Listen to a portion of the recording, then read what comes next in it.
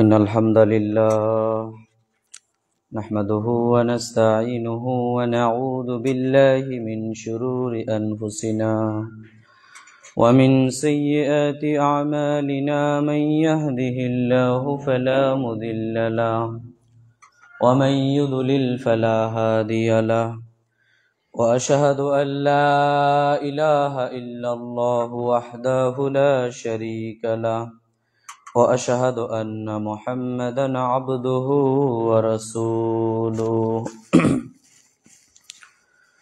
أما بعد فإن خير الحديث كتاب الله وخير الهدي هدي محمد صلى الله عليه وسلم وشر الأمور محدثاتها وكل محدثة بدعة وكل بدعة ضلالة وكل ضلالة في النار.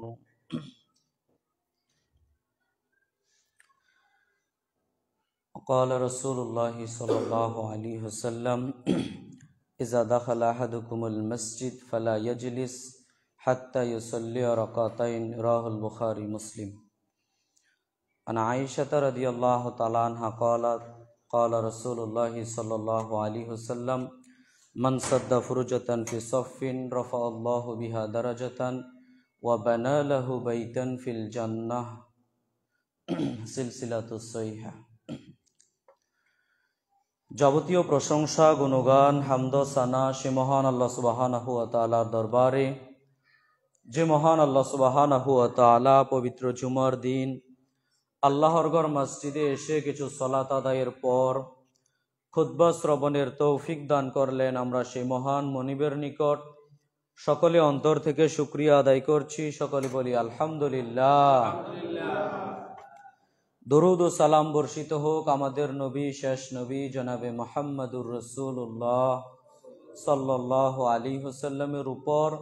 আল্লাহুম্মা সাল্লি আলাইহি আল্লাহুম্মা বারিক আলাইহি। সম্মানিত জুমা সালাতের মুসল্লিবৃন্দ, আজ জুমার খুতবায় সংক্ষিপ্ত সময়ে আমার বক্তব্যের বিষয় সালাত আদায়ের পদ্ধতি। সালাত আদায়ের পদ্ধতি সম্পর্কে আপনাদের সামনে অতীব গুরুত্বপূর্ণ কিছু পয়েন্টকে সামনে রেখে আপনাদের সামনে কথা বলার চেষ্টা করব ইনশাআল্লাহ। ওমা তৌফিক ইল্লা বিল্লাহ আলাইহি তাওয়াক্কালতু ওয়া ইলাইহি উনীব।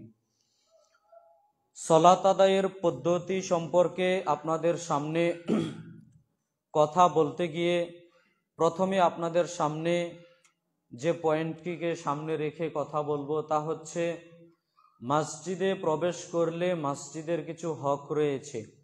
মসজিদে প্রবেশ করলে আপনি সরাসরি মসজিদে প্রবেশ করে সরাসরি বসতে পারবেন না। কেন? রাসূল সাল্লাল্লাহু আলাইহি ওয়াসাল্লাম একাধিক হাদিসে বলেছেন যে মসজিদের একটা হক রয়েছে, যেটাকে আমরা দুখুলুল মসজিদ বলে জানি। কমপক্ষে 2 রাকাত সালাত আদায় করে এরপরে মসজিদে বসতে হবে। বুখারী মুসলিমের হাদিসে এসেছে, বুখারীতে পেয়ে যাবেন হাদিস নাম্বার 444। আবু কাতাদা রাদিয়াল্লাহু তাআলা আনহু বলেন, রাসূল সাল্লাল্লাহু আলাইহি ওয়াসাল্লাম বলেছেন, ইজা দাখালা আহাদুকুমুল মসজিদ, তোমাদের কোনো মানুষ যখন মসজিদে প্রবেশ করে, ফালা ইয়াজলিস, সে যেন না বসে।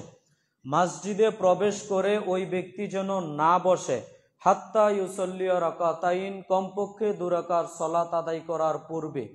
অত্র বুখারী মুসলিমের হাদিস দ্বারা বোঝা যাচ্ছে রাসূল সাল্লাল্লাহু আলাইহি ওয়াসাল্লাম বলছেন, তোমাদের কোনো মানুষ যখন মসজিদে প্রবেশ করবে, ওই ব্যক্তি যেন মসজিদে প্রবেশ করে সরাসরি না বসে পড়ে। আমাদের গতিনীতি দেখেন কি, আমরা মসজিদে প্রবেশ করে যদি দেখি 5 মিনিট সময় রয়েছে জামাত চলার, তখন আমরা টপ করে মসজিদে বসে যাই। আল্লাহর নবী মুহাম্মদ সাল্লাল্লাহু আলাইহি সাল্লাম নিষেধ করেছেন, তোমাদের কোনো ব্যক্তি যখন মসজিদে প্রবেশ করবে ও যেন বসে না পড়ে। যদি বসতে চায়, হাত্তা ইউসাল্লি রাকাতাইন, কমপক্ষে হলো 2 রাকাত সালাত আদায় করে এরপরে মসজিদে বসতে হবে। এটা মসজিদের হক, দাখুলুল মসজিদ। এই 2 রাকাত সালাত আদায় না করে আপনি মসজিদে বসতে পারবেন না। এই 2 রাকাত সালাত আদায় না করে আপনি মসজিদে বসতে পারবেন না। কিন্তু দুঃখজনক হলেও সত্য, এদেশের আপনি শতকরা 90 থেকে 95% মসজিদে দেখবেন উপরে সুন্দর করে লাল বাতি দিয়ে নিচে লেখা থাকে, লাল বাতি চলাকালীন সালাত আদায় করা যাবে না, সালাত আদায় নিষেধ। আরে ভাই, আল্লাহর নবী বলেছেন মসজিদে প্রবেশ করলেই 2 রাকাত সালাত আদায় করতে হবে। আপনি জানেন নবী মুহাম্মদ সাল্লাল্লাহু আলাইহি ওয়াসাল্লাম যখন খুতবা দিতেন, খুতবার তো আমরা গুরুত্ব দেই না, অথচ খুতবা শুনে ফেরেশতা মণ্ডলী, আপনি ভাবতে পারেন ফেরেশতা মণ্ডলীরাও যখন পাহারা দেয় যে কে মসজিদে আসলো তার নাম লিখবো, লিখতে লিখতে এক পর্যায়ে খুতবা শুরু হয়ে যায়, লেখা বন্ধ। ইমাম সাহেব, খতিব সাহেব যেই খুতবা দেখ না তার খুতবা শ্রবণ করে। তো ওই খুতবা শ্রবণ করার ওইটার কত গুরুত্ব, ওই মুহূর্তেও যদি আপনি প্রবেশ করেন, ক রাকাত সালাত আদায় করতে হবে, কমপক্ষে হলেও 2 রাকাত সালাত আদায় করতে হবে। সম্মানিত জুমা সালাতের মুসল্লিবৃন্দ, বিষয়টি একেবারে স্পষ্টভাবে বোঝার চেষ্টা করবেন। তবে এখানে একটা বিষয় আপনাকে ক্লিয়ার বলে দেওয়ার চেষ্টা করি, সেটা হচ্ছে এই যে আপনি জোহরের পূর্বে মসজিদে প্রবেশ করেছেন, এখন দেখতে পাচ্ছেন যে 6-7 মিনিট সময় রয়েছে জামাত শুরু হওয়ার। এখন জোহরের পূর্বে 4 রাকাত সুন্নত সালাত আদায় আছে না? এখন আপনি কি আদায় করবেন? এই ক্ষেত্রে আপনি 4 রাকাত সুন্নত সালাত আদায় করে মসজিদে বসতে পারেন, কোনো সমস্যা নেই। এক কথায় বুঝে নেন, যে কোনো সালাত আদায়ের পর আপনাকে মসজিদে বসতে হবে। আপনি ওই 4 রাকাত সালাত আদায় করলেন, এটাতে মসজিদের হক আদায় হয়ে যাবে। আপনি মসজিদে প্রবেশ করে দেখতে পাচ্ছেন যে জামাত চলছে, এখন তো আর 2 রাকাত সুন্নাহ পড়ে দাখুলুল মসজিদ আদায় করে জামাতে অ্যাটেন্ড করতে পারবেন না। আর এই শিক্ষা নবী সাল্লাল্লাহু আলাইহি ওয়াসাল্লাম দিয়েও যাননি। আপনি জামাতে অ্যাটেন্ড করেন, তারপর মসজিদে যতক্ষণ ইচ্ছা বসে থাকেন, তাসবিহ তাহলিল জিকির আজকার করেন, কোনো সমস্যা নেই। এক কথায় আপনাকে আমি যেটা বুঝাতে চাচ্ছি সেটা হচ্ছে, কম করে হলেও 2 রাকাত সালাত আদায় করার পর মসজিদে বসতে হবে, এটা মসজিদের হক। বিষয়টা আশা রাখি স্পষ্ট হয়েছে। সম্মানিত জুমা সালাতের মুসল্লিবৃন্দ, আপনাদের আমি মসজিদে প্রবেশ করে 2 রাকাত সালাত আদায় করে এরপরে মসজিদে বসার ব্যাপারে যে কথাগুলো বললাম, যদি কোনো বিষয় কোনোদিন অস্পষ্ট থাকে, ইমাম সাহেব আছে, আমাদের শ্রদ্ধেয় ভাইজান আছে, তাদেরকে জিজ্ঞাসা করে এরপরে আমল করার চেষ্টা করবেন। সম্মানিত জুমা সালাতের মুসল্লিবৃন্দ, এরপরের পয়েন্ট নিয়ে আপনাকে আমি 2-4টা কথা বলার চেষ্টা করি। সেটা হচ্ছে, মসজিদে আপনি প্রবেশ করবেন, মসজিদে প্রবেশ করে এই ভুলটা ম্যাক্সিমাম নামাজি মানুষ ভুল করে। সেটা হলো, আপনি কোন দিকে দাঁড়াবেন? মসজিদে প্রবেশ করে দেখতে পাচ্ছেন যে ইমাম সাহেব সালাত আদায় করাচ্ছেন, জামাত চলছে, আপনি কোন দিকে দাঁড়াবেন? আপনি চট করে যেদিকে আপনি ভালোবাসেন ওই দিকে দাঁড়িয়ে গেলেন। ব্যাপারটা এমন নয়, বরং বিষয়টা আপনি স্পষ্টভাবে মনে রাখেন। সেটা হলো এই যে, ইমাম সাহেব যেখানে দাঁড়িয়ে সালাত আদায় করছে ওই জায়গাটাকে কেন্দ্র করে আপনি যদি সমান সমান এসে দেখেন যে 4 জন মানুষ পিছনে আছে, ইমাম সাহেবের বাম সাইডেও 2 জন, ডাইন সাইডেও 2 জন বরাবর, তাহলে আপনি ডাইন সাইডকে প্রাধান্য দিয়ে ডাইন সাইডে দাঁড়াবেন। কথাটা কি বুঝাতে পারলাম? আর আপনি যদি এসে দেখেন যে ডাইন সাইডে 3 জন, বাম সাইডে 2 জন, তখন আপনি কোথায় দাঁড়াবেন? তখন আপনি বাম সাইডে দাঁড়াবেন। কথাটা কি স্পষ্ট করতে পারলাম? অধিকাংশ মসজিদে দেখা যায় যে ডাইন সাইড একেবারে পূর্ণ হয়ে যায়, কিন্তু বাম সাইডের দেখা যাচ্ছে এখনো 5-7 জন মুসল্লি ধরবে, হয় না? এরকম ভুল কখনো করবেন না। সম্মানিত জুমা সালাতের মুসল্লিবৃন্দ, মসজিদে এসে 2 রাকাত সালাত আদায় করবেন, এরপরে সাইডটা নির্বাচন করবেন, যেদিকে মুসল্লি কম থাকবে, যেদিকে খালি জায়গা থাকবে ওই দিকে পূরণ করবেন। আর যদি সমান সমান দেখতে পান, তাহলে ডাইন সাইডটাকে প্রাধান্য দিয়ে এরপরে মসজিদে বসার চেষ্টা করবেন। আল্লাহ সুবহানাহু ওয়া তাআলা আপনাদের আমাদের সবাইকে সঠিক বুঝে আমল করার তৌফিক দান করুক। সবাই বলি আল্লাহুম্মা আমিন। এরপরে আরেকটা গুরুত্বপূর্ণ টপিক, সেটা হচ্ছে নিয়ত করা নিয়ে। আপনারা যারা পর্দার আড়ালের মা বোনেরা আছেন, আপনারা বিষয়টিকে গুরুত্ব দেওয়ার চেষ্টা করবেন। নিয়ত, এটাকে নিয়ে অধিকাংশ মানুষ ভুল করে থাকে। বিশেষভাবে যারা হানাফি মাযহাবের মানুষ, তারা তো আরবিতে নিয়ত পড়ে, নাওয়াইতু পড়ে। আর যারা আমরা আহলুল হাদিস দাবি করি, আমরা পড়ি বাংলাতে। আমরা বাংলাতে কিভাবে? ইমাম সাহেবের পিছনে দাঁড়ালে বলি যে কিবলার দিকে মুখ করে জোহরের 4 রাকাত সালাত আদায় করছি, আল্লাহু আকবার, আপনি বাংলাতে বলেন। তো ভাই, আমি তো বলি আপনার থেকে তো হানাফি মাযহাবের বাইরেই ভালো, আপনি বলেন বাংলাতে, তারা পরে আরবিতে। কথা কি আমার বোঝা যাচ্ছে? অতএব নিয়তের বিষয়টা আপনার সামনে আমি একেবারে স্পষ্ট করতে যাচ্ছি। বিশেষভাবে মা বোনেরা, আপনারা একটু দৃষ্টিপাত করার চেষ্টা করবেন। আমি যেটা বলি ওইটা ভালো মতো বুঝার চেষ্টা করবেন, একজন আরেকজনের সাথে কথা বলবেন না। সেটা হচ্ছে, নিয়ত করতে হবে। আবার যদি নিয়ত না করেন তাহলে কিন্তু আপনার ইবাদত কবুল হবে না। কেন? বুখারীর 1 নম্বর হাদিসে এসেছে, প্রায় প্রত্যেকটা হাদিস গ্রন্থে হাদিসটা বর্ণিত হয়েছে। রাসূল সাল্লাল্লাহু আলাইহি ওয়াসাল্লাম বলেছেন, ইন্নামাল আমালু বিন্নিয়ত। প্রত্যেকটা কর্ম, প্রত্যেকটা আমল নির্ভর করে তার নিয়তের উপর। যে অনুযায়ী যে ব্যক্তি যেভাবে নিয়ত করবে, তার আমলটা ওইভাবেই আল্লাহর দরবারে গ্রহণযোগ্য হবে বলেই রাসূল সাল্লাল্লাহু আলাইহি ওয়াসাল্লাম হাদিসের মধ্যে বলেছেন। সম্মানিত জুমা সালাতের মুসল্লিবৃন্দ, নিয়ত করা আর নিয়ত পড়া, আবার বলি, নিয়ত করা আর নিয়ত পড়া দুইটা কিন্তু ভিন্ন জিনিস। নিয়ত করা মানে, নিয়ত শব্দের অর্থ হচ্ছে সংকল্প করা। নিয়ত শব্দের অর্থ হচ্ছে সংকল্প করা, দৃঢ় প্রতিজ্ঞা করা। আমি আজকে সংকল্প করলাম জুমার সলাত আদায়ের পর আমি সমাজ কল্যাণ বাজারে যাব, এটা আমি অন্তরে সংকল্প করলাম, এর নাম হলো নিয়ত।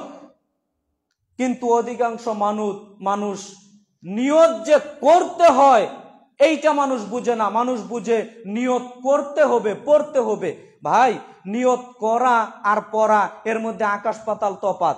মুখ দিয়ে পড়া মানে আপনি মুখ দিয়ে পড়লেন যে আমি আজকে জুমার সলাত আদায়ের পর সমাজ কল্যাণ বাজারে যাব, এটা আপনি মুখ দিয়ে বললেন, এইটা তো ভাই নিয়ত, এটা আপনি মুখ দিয়ে বললেন। কিন্তু নিয়ত হচ্ছে অন্তরে যেটা, ওটাই হচ্ছে প্রকৃত নিয়ত।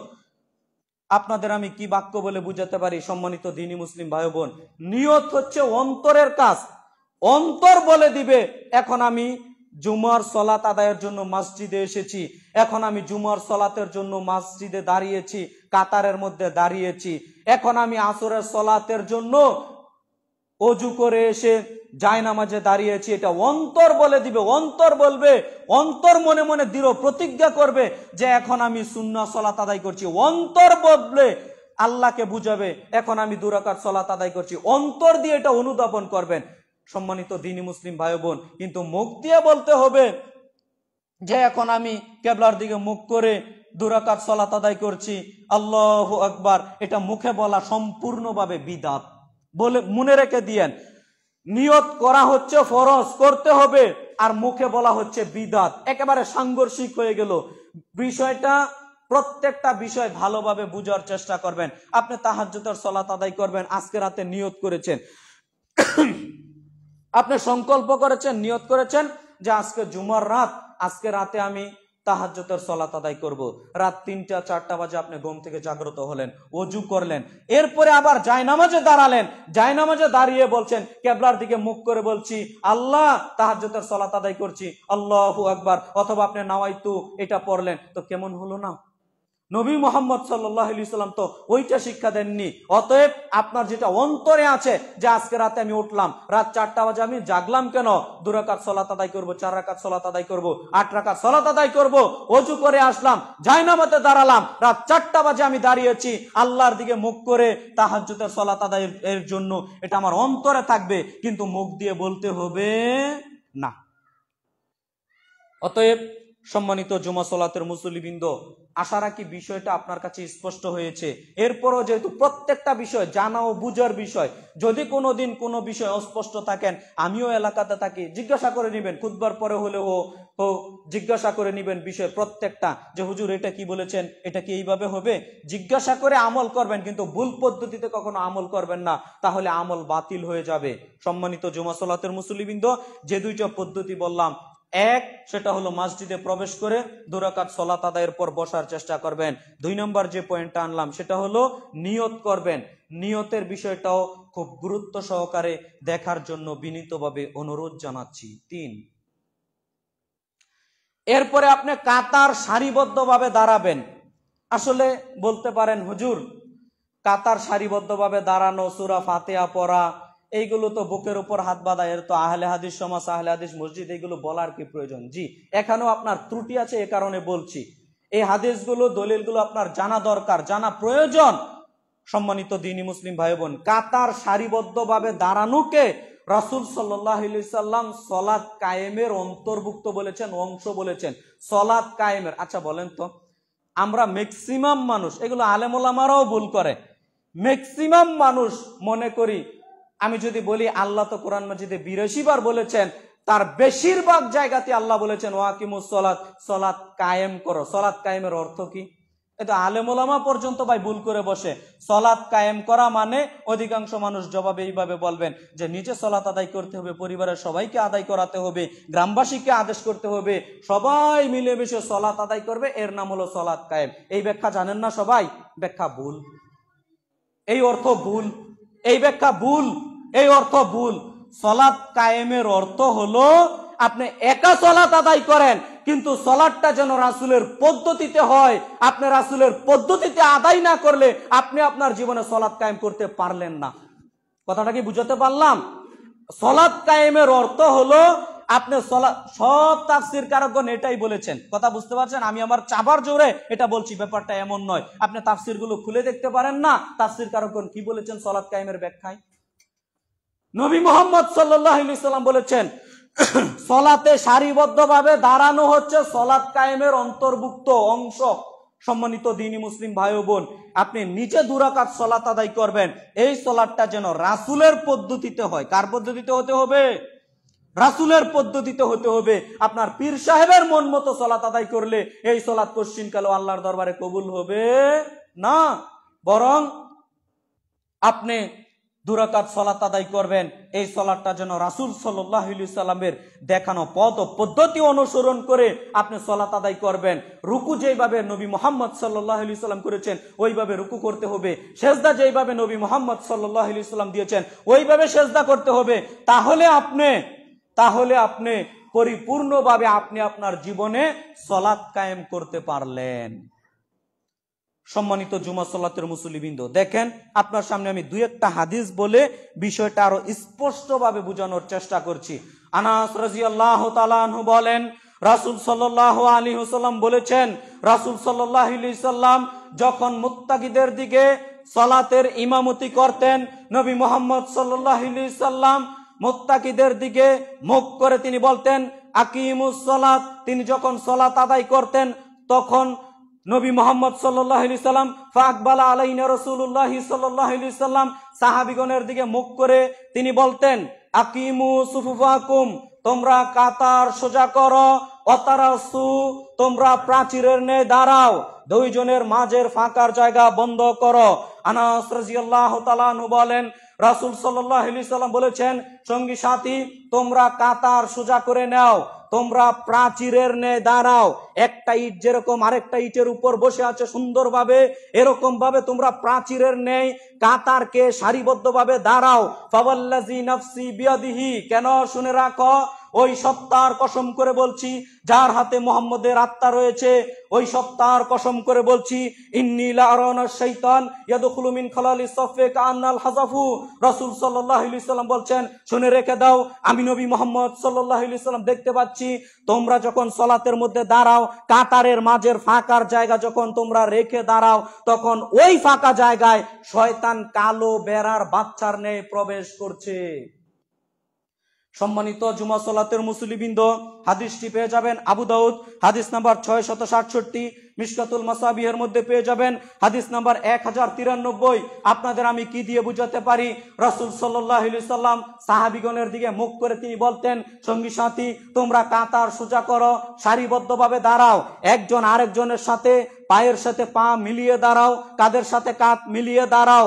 শোনো, তোমরা 2 জনের মাঝের ফাঁকার জায়গা ফাঁকা রেখো না, একেবারে মিলিয়ে দাঁড়াও। কেন?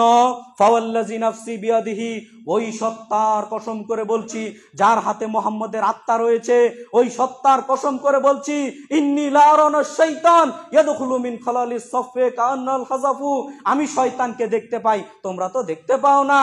আমি শয়তানকে দেখতে পাই, তোমরা তো শয়তানকে দেখতে পাও না। শোনো, আমি সামনের দিকে যেরকম ভাবে দেখতে পাই, পিছনের দিকে অনুরূপ ভাবে দেখতে পাই। আমি সামনের দিকে যেরকম ভাবে দেখতে পাই, পিছনের দিকে অনুরূপ ভাবে দেখতে পাই, তোমরা তো শুধু সামনের দিকে দেখতে পাও। আমি নবী মুহাম্মদ সাল্লাল্লাহু আলাইহি সাল্লাম বলছি, তোমরা কাতারে সারিবদ্ধভাবে দাঁড়াও, কাতারের মাঝের ফাঁকার জায়গা বন্ধ করে দাঁড়াও। যদি না দাঁড়াও তাহলে এই ফাঁকা জায়গায় শয়তান কালো বেড়ার বাচ্চার ন্যায় প্রবেশ করে তোমাদের সলাতের মধ্যে ধোঁকা দিচ্ছে। অতএব সম্মানিত জুমা সালাতের মুসল্লিবৃন্দ, বিষয়গুলো গুরুত্ব সহকারে দেখার চেষ্টা করবেন। আপনি 2 জনের মাঝের ফাঁকার জায়গায় দাঁড়াবেন, আপনি 2 জনের মাঝে ফাঁকা জায়গা রেখে দাঁড়াবেন। আপনি শয়তানের ধোঁকা পাবেন না, তো শয়তান আপনার কাছে থাকবে না। শয়তান কার কাছে থাকবে আপনি বলেন? আপনি শয়তানকে সঙ্গী করে বানিয়ে এরপরে সালাত আদায় করছেন। আপনার সালাত কতটুকু হচ্ছে বিবেচনা আপনার কাছেই রেখে দিলাম। সম্মানিত জুমা সালাতের মুসল্লিবৃন্দ, এরপরে একটা ফজিলতের হাদিস বলে আমি সামনের দিকে যাওয়ার চেষ্টা করি। দেখেন, আপনি যদি সালাতের মধ্যে পায়ের সাথে পা মিলিয়ে দাঁড়ান, ফাঁকা জায়গা বন্ধ করে দাঁড়ান, তাহলে আল্লাহ তাআলা আপনার মর্যাদা বৃদ্ধি করে দেন। উরওয়া ইবনে জুবাইর রাদিয়াল্লাহু তাআলা আনহু বলেন, রাসূল সাল্লাল্লাহু আলাইহি সাল্লাম বলেছেন, মান সাদ্দা ফুরজাতান ফি সাফিন রাফা আল্লাহু বিহা দারাজাতান আও বানা লাহু বাইতান ফিল জান্নাহ। রাসূল সাল্লাল্লাহু আলাইহি সাল্লাম বলছেন, শোনো, যেই ব্যক্তি কাতারের মাঝের ফাঁকার জায়গা বন্ধ করে দাঁড়াবে, আল্লাহ তার মর্যাদাকে উঁচু করে দিবেন। আউ বানালাহু বাইতান ফিল জান্নাহ, এবং তার জন্য জান্নাতে একটা বিল্ডিং নির্মাণ করবেন। অন্য বর্ণনায় এসেছে, আয়েশা রাদিয়াল্লাহু তাআলা আনহা বলেন, রাসূল সাল্লাল্লাহু আলাইহি ওয়াসাল্লাম বলেছেন, মান সাদ্দা ফুরজাতান ফি সফিন, শোনো, যে ব্যক্তি কাতারের মাঝের ফাঁকার জায়গা বন্ধ করে দাঁড়াবে, রাফাআল্লাহু বিহা দারাজাতান, আল্লাহ তার মর্যাদাকে উঁচু করে দিবেন। আপনার এখন যেরকম মান মর্যাদা সম্মান রয়েছে, তার চেয়ে বহুগুণ মান মর্যাদা সম্মান আল্লাহ বৃদ্ধি করে দিবেন। ও বানালাহু বাইতান ফিল জান্নাহ, এবং আল্লাহ তাআলা আপনার জন্য জান্নাতে একটা বিল্ডিং, প্রাসাদ নির্মাণ করে দিবেন। সুবহানাল্লাহ। যে হাদিসটা বললাম, হাদিসটি আপনারা পেয়ে যাবেন মৌজুমুল কাবির, হাদিস নাম্বার 5797, সিলসিলাতুস সহিহা, হাদিস নাম্বার 1892। সম্মানিত জুমা সালাতের মুসল্লিবৃন্দ, আপনাকে আমি কি দিয়ে বুঝাতে পারি সালাতে সারিবদ্ধভাবে দাঁড়ানো কত গুরুত্ব নবী মুহাম্মদ সাল্লাল্লাহু আলাইহি সাল্লাম দিয়েছেন? আপনাকে আমি কি বাক্য বলে বুঝাতে পারি? আপনি সালাতের মধ্যে যদি সারিবদ্ধভাবে দাঁড়ান, কাতার সোজা করে দাঁড়ান, তাহলে রাসূল সাল্লাল্লাহু আলাইহি সাল্লাম আপনাকে অফার দিচ্ছেন, রাসূল সাল্লাল্লাহু আলাইহি সাল্লাম আপনাকে পুরস্কার ঘোষণা করে দিচ্ছেন। আল্লাহ আপনার মান মর্যাদা বৃদ্ধি করে দিবেন এবং জান্নাতে একটা বিল্ডিং, প্রাসাদ নির্মাণ করে দিবেন। আল্লাহু আকবার। সম্মানিত দ্বীনি মুসলিম ভাই ও বোন, আমি আপনাদের বলবো, যখন আপনি সালাত আদায় করবেন, সালাত আদায়ের পূর্বে এই বিষয়গুলো যথাযথভাবে খেয়াল রেখে এরপরে সালাত আদায়ের চেষ্টা করবেন। আল্লাহ সুবহানাহু ওয়া তাআলা আপনাদের আমাদের সবাইকে যে বিষয়টা বললাম, যে পয়েন্টটাকে সামনে রেখে দু চারটা কথা বললাম, এই প্রত্যেকটা কথার প্রতি যেন আমি আমল করতে পারি। আল্লাহ আপনাদের সবাইকে সেই তৌফিক দান করুক, আল্লাহুম্মা আমিন। এরপরে আরেকটা ছোট্ট পয়েন্ট, সেটা হচ্ছে সালাতের প্রথম কাতারের গুরুত্ব। আমরা সালাতে প্রথম কাতারের গুরুত্ব দিতে চাই না। যদি দিতাম তাহলে রেজাল্ট কি হতো? আপনি খোলেন, মিশকাতুল মাসাবিহের মধ্যে পেয়ে যাবেন হাদিস নাম্বার 1101। আবু উমামা বাহিলি রাদিয়াল্লাহু তাআলা আনহু বলেন, রাসূল সাল্লাল্লাহু আলাইহি সাল্লাম বলেছেন, ইন্নাল্লাহা ওয়া মালাইকাতাহু ইউসাল্লুনা আলা সাফিল আউয়াল। রাসূল সাল্লাল্লাহু আলাইহি সাল্লাম বলছেন, শোনো, নিশ্চয়ই আল্লাহ এবং তার ফেরেশতা, নিশ্চয়ই আল্লাহ এবং তার ফেরেশতা প্রথম কাতারের লোকদের প্রতি করুণা করেন। বলি সুবহানাল্লাহ। সাহাবায়ে কেরাম জিজ্ঞাসা করলো, আলাসানি, আল্লাহর নবী, দ্বিতীয় কাতারের লোকদের জন্য কি নয়? রাসূল সাল্লাল্লাহু আলাইহি সাল্লাম আবার বললেন, ইন্নাল্লাহা ওয়া মালাইকাতুহু ইউসাল্লুনা আলা সাফিল আউয়াল। শোনো, প্রথম কাতারের লোকদের জন্য আল্লাহ এবং ফেরেশতা করুণা করেন। সুবহানাল্লাহ। তখন তৃতীয়বার আবার সাহাবায়ে কেরাম জিজ্ঞাসা করলো, আল্লাহর নবী, দ্বিতীয়বার যখন আবার জিজ্ঞাসা করলো, আল্লাহর নবী, আল্লাহ সানি, দ্বিতীয় কাতারের লোকদের জন্য কি আল্লাহ এবং তার ফেরেশতা করুণা করেন না? আল্লাহর নবী তখন দ্বিতীয়বারও বললেন, শোনো, আল্লাহ এবং তার ফেরেশতা প্রথম কাতারের লোকদের প্রতি করুণা করেন। বলি সুবহানাল্লাহ। তৃতীয়বার যখন জিজ্ঞাসা করলো, আল্লাহর নবী, আল্লাহ সানি, দ্বিতীয় কাতারের লোকদের জন্য কি নয়? তখন রাসূল সাল্লাল্লাহু আলাইহি সাল্লাম বলেন, জি, দ্বিতীয় কাতারের জন্য। কি বুঝলেন বলেন তো? তার মানে একবার বললেন যে প্রথম কাতার লোকদের প্রতি আল্লাহ এবং তার ফেরেশতা করুণা করেন। সাহাবায়ে যখন জিজ্ঞাসা করলো, আল্লাহ সানি, আল্লাহর নবী, দ্বিতীয় কাতারের জন্য নয় কি? আল্লাহর নবী আবারও বললেন, শোনো, আল্লাহ এবং তার ফেরেশতা প্রথম কাতারের লোকদের প্রতি করুণা করে।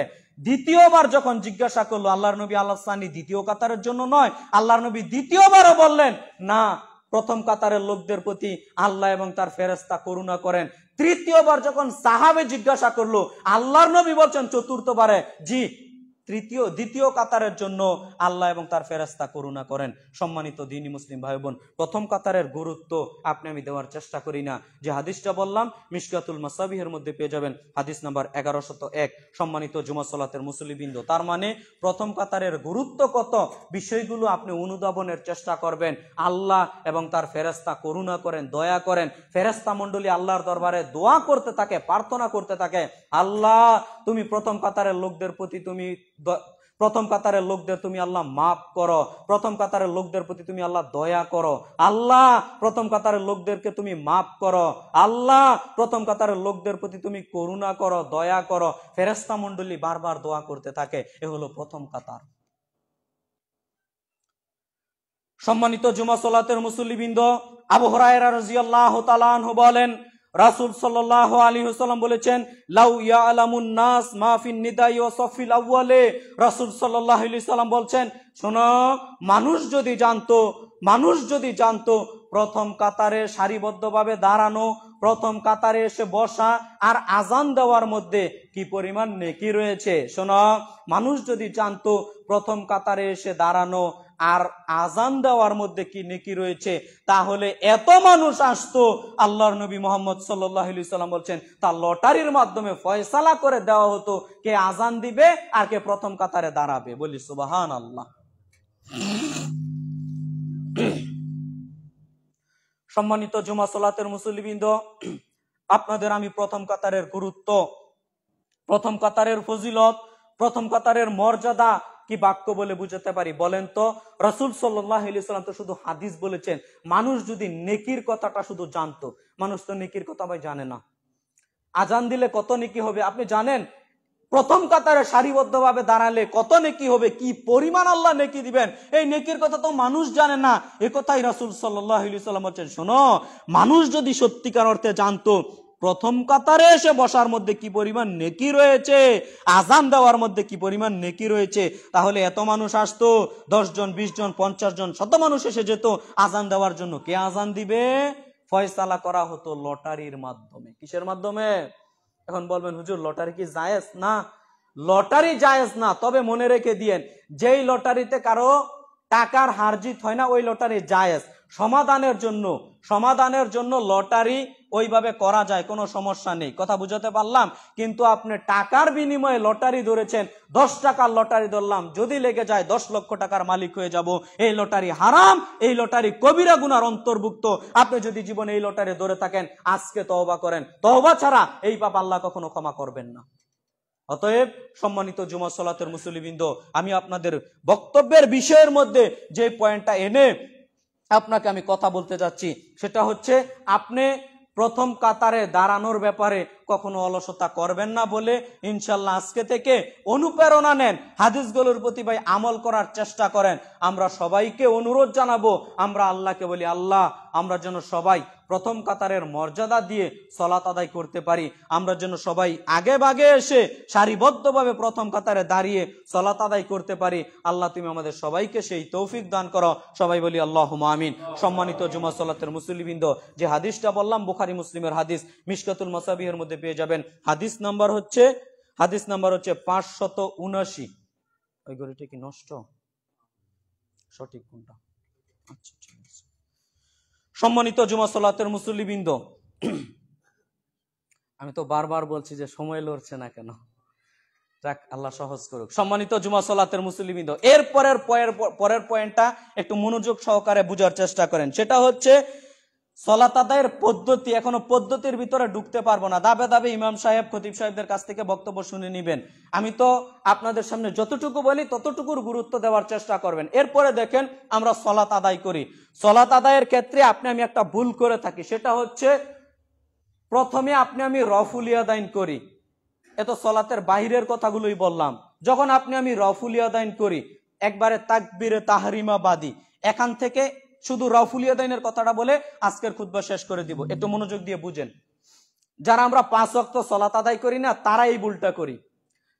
যারা আমরা 5 ওয়াক্ত সালাত আদায় করি, তারা এই ভুলটা করি। এজন্য বিষয়টা খুব গুরুত্বপূর্ণ। যারা সালাত আদায় করেন, আর আপনারা সবাই তো সালাত আদায় করেন আমার ধারণা 5 ওয়াক্ত, আপনারা বিষয়টা ভালোভাবে জানা ও বুঝার চেষ্টা করেন। দেখেন রফুল ইয়াদাইন করতে হয় কিভাবে, কি পদ্ধতিতে, কয়বার, 1 রাকাতে কয়বার, 2 রাকাতে কয়বার, 3 রাকাতে কয়বার, 4 রাকাতে কয়বার, অধিকাংশ মানুষ জানবে না, ওই আলেম ওলামা বাদে। সাধারণ মানুষ যারা একটু জ্ঞানীগুণী মানুষ তারা হয়তো জানতে পারে, কিন্তু আমার যেটা ধারণা ম্যাক্সিমাম মানুষ, 100 জন যদি মুসল্লি থাকে, আমার বিশ্বাস 90 জন মুসল্লি বলতে পারবে না যে আমি যদি চট করে বলি, বলেন তো 3 রাকাত সালাত, আপনি 3 রাকাত বিশিষ্ট একটা সালাত আদায় করবেন, কয়বার রফুল ইয়াদাইন করতে হবে, কয়বার হাত তুলতে হবে, বলেন তো? বলতে পারবেন না। আজকে একটু ভালোভাবে জেনে বুঝার চেষ্টা করেন। সেটা হচ্ছে আমি ভেঙে ভেঙে বলি যাতে বিষয়টা স্পষ্ট হয়। 1 রাকাত সালাতে রফুল ইয়াদাইন 3 বার করতে হবে। কয়বার করতে হবে? 3 বার। 2 রাকাত বিশিষ্ট সালাতে রফুল ইয়াদাইন 5 বার করতে হবে। কয়বার করতে হবে? 5 বার। 3 রাকাত বিশিষ্ট সলাতে রাফুল ইয়াদাইন 8 বার করতে হবে। কয়বার? 8 বার। আর 4 রাকাত বিশিষ্ট সলাতে 10 বার রাফুল ইয়াদাইন করতে হবে। কথাটা কি স্পষ্ট হয়েছে? আবার বলি, 1 রাকাত বিশিষ্ট সলাত, 1 রাকাত কি বেতর সলাত আদায় করেন, 1 রাকাত বিশিষ্ট সলাত 3 বার রাফুল ইয়াদাইন করতে হবে। কেমন করে একটু দেখেন। রাফুল ইয়াদাইন কিভাবে করবেন সেটা হচ্ছে কান ও কাদের মাঝামাঝি রাখবেন, কান কাঁধ বরাবর। অনেকে কান ধরে এইভাবে, না, ভুল। অনেকে আবার এই বুকের মাঝামাঝি এইভাবে আনে, এটাও ভুল। কথা বুঝতে পারলেন? রাফুল ইয়াদাইন কিভাবে করবেন সেটা হচ্ছে একেবারে সহজলি বিষয়টা বুঝেন। আপনার হাত এইভাবে আছে না, একেবারে স্বাভাবিকভাবে হাত তুলবেন, দেখবেন সোজাসুজি হয়ে যাবে। কোনো জোরাজুরি করা লাগবে না, একটু উপরেও করা লাগবে না, আবার একটু নিচ করেও রাখতে হবে না। কথাটা কি বুঝাতে পারলাম? একেবারে হাত সোজাসুজি আছে, এইভাবে হাত তুললে যেই বরাবর আসে এইভাবেই করবেন। কথাটা কি বুঝাতে পারলাম? হাত একেবারে জমা জমাও রাখবেন না, আবার একেবারে অধিক ফাঁকও রাখবেন না, স্বাভাবিক গতিতে। কথাটা কি বুঝাতে পারলাম? স্বাভাবিক গতিতে রাফুল ইয়াদাইন হাত উত্তোলন করবেন। এটা তাকবীরে তাহারিমা দিয়ে শুরু হবে। যখন আপনি হাত উত্তোলন করবেন তখন আঙ্গুলের মাথাগুলো কেবলামুখী থাকতে হবে। কোন দিকে থাকতে হবে? কেবলামুখী থাকতে হবে। এইভাবে সোজা রাখতে পারবেন না আপনি, কেবলামুখী রাখতে হবে। একেবারে জমা জমাও হবে না, আবার একেবারে বেশি ফাঁকা ফাঁকাও হবে না, স্বাভাবিক গতিতে এইভাবে হাত উত্তোলন করবেন। মা বোনদের আপনারা গিয়ে বিষয়টা ভালোভাবে বুঝিয়ে দিবেন যারা পুরুষ ভাইরা আছেন। এইভাবে রাফুল ইয়াদাইন করবেন। 1 রাকাত সলাতে 3 বার কিভাবে, সেটা হচ্ছে যখন তাকবীরে তাহারিমা বাঁধেন আল্লাহু আকবার বলে, এটা হলো 1 বার। আবার যখন আপনি রুকুতে যাবেন তখন হলো আরেকবার। কয়বার হলো? 2 বার। আবার যখন রুকু থেকে দাঁড়াবেন তখন আপনাকে আবার রাফুল ইয়াদাইন করতে হবে। কয়বার হলো? 3 বার। 1 রাকাত সলাতে কয়বার রাফুল ইয়াদাইন হলো তাহলে? 3 বার। 1 রাকাত সলাতের মধ্যে আর কোনো বেজাল থাকবে এই বিষয়টা? আশার কি বেজাল থাকবে না। 2 রাকাত সলাতে 5 বার। এই যে ভাই, আমি জিজ্ঞাসা করবো এই 3 জন ভাইকে, সত্যি কথা, এর আগেও খুতবা দিতে এসেছি, এই কয়েকজন ভাই কথা বলেছে। রাগ করলে কোনো সমস্যা নেই আমার, তোমরা কথা বলো কেন আমি বুঝি না তো, তোমরা তো বড় মানুষ। খুতবার আদব, সলাতের নেকি একেবারে বাদ হয়ে যাবে কথা বললে। সম্মানিত জুমা সলাতের মুসল্লিবৃন্দ, 1 রাকাত সলাতে কয়বার? 3 বার। 2 রাকাত বিশিষ্ট সলাতে কয়বার বললাম? 5 বার। 5 বার কিভাবে সেটা হলো, 1 রাকাত তো 3 বার গেল। যখন আপনি সেজদা থেকে দ্বিতীয় সেজদা দিয়ে আবার দ্বিতীয় কাতারের জন্য দাঁড়াবেন, 1 রাকাত নিয়ে তো আর কোনো বেজাল নেই, আছে?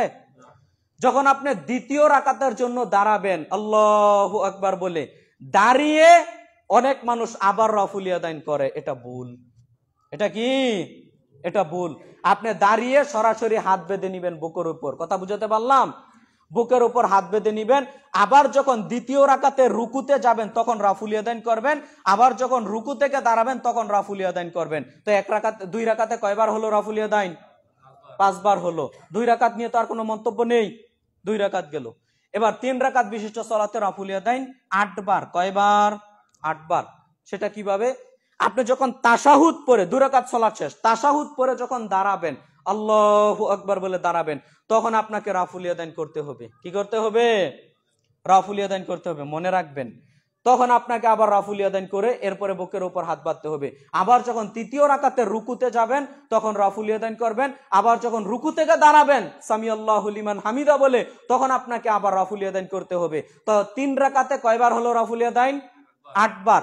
4 রাকাত বিশিষ্ট সালাতে 10 বার রাফুল ইয়াদাইন। সেটা কিভাবে? 3 রাকাত তো শেষ, যখন আপনি তৃতীয় রাকাত শেষ করে চতুর্থ রাকাতের জন্য দাঁড়াচ্ছেন আল্লাহু আকবার বলে, একেবারে যখন দাঁড়াবেন তখন আপনি আবার রাফুল ইয়াদাইন করতে পারবেন না, তখন দাঁড়িয়ে সরাসরি হাত বুকের উপর বেঁধে নিবেন। কথাটা কি বুঝাতে পারলাম?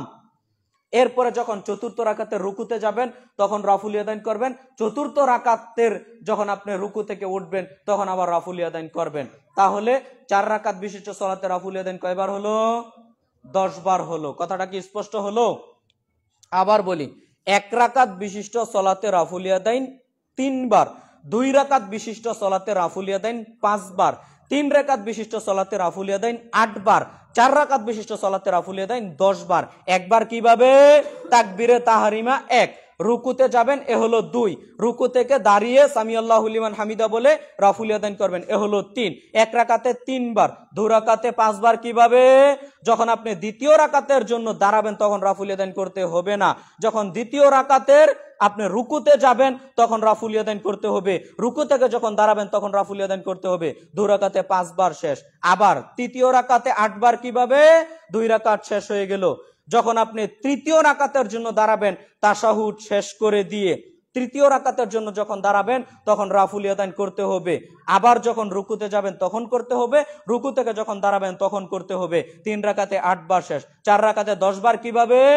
সেটা হলো যখন আপনি চতুর্থ রাকাতের জন্য আবার দাঁড়াবেন সেজদা থেকে তখন আর রাফুল ইয়াদাইন করতে হবে না। যখন চতুর্থ রাকাতে রুকু করবেন তখন একবার, আবার রুকু থেকে যখন দাঁড়াবেন তখন একবার। এই 4 রাকাতের সলাতে 10 বার রাফুল ইয়াদাইন করতে হবে।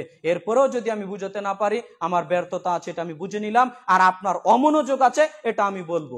কেন আমি বলবো আপনি বুঝবেন না? আমি কি দূরের মানুষ? আমি বলবো আপনি বুঝবেন না, আমি কি দূরের মানুষ? আমি তো আর রাজশাহী থেকে আসিনি, আমি তো আর বরিশাল থেকে আসিনি যে আমার কথা আপনি বুঝতে পারছেন না। অতএব এরপরেও আমার বুঝাতে ভুল হতে পারে, যদি অস্পষ্ট থাকে ভুল হতে পারে। আপনারা পরে সংশোধন করে, আমাদের সম্মানিত ইমাম খতিব সাহেব আছে, ভাইজানেরা আছে যারা জ্ঞানীগুণী মানুষ, তাদেরকে বিষয়গুলো প্রত্যেকটা বিষয় জেনে বুঝে আমল করার চেষ্টা করবেন। রাজি আছি তো ইনশাআল্লাহ? আল্লাহ আমাদের সেই তৌফিক দান করুক। সবাই বলি আল্লাহুম্মা আমিন। এই পর্যন্ত বলে আজকের খুতবা ইতি টানার চেষ্টা করছি। আল্লাহ তুমি আমাদের সঠিক বুঝে আমল করার তৌফিক দান করো। আল্লাহুম্মা আমিন। আল্লাহুম্মা সাল্লি আলাইহি, আল্লাহুম্মা বারিক আলাইহি। আলহামদুলিল্লাহি ওয়াহদা ওয়াসসালাতু ওয়াসসালামু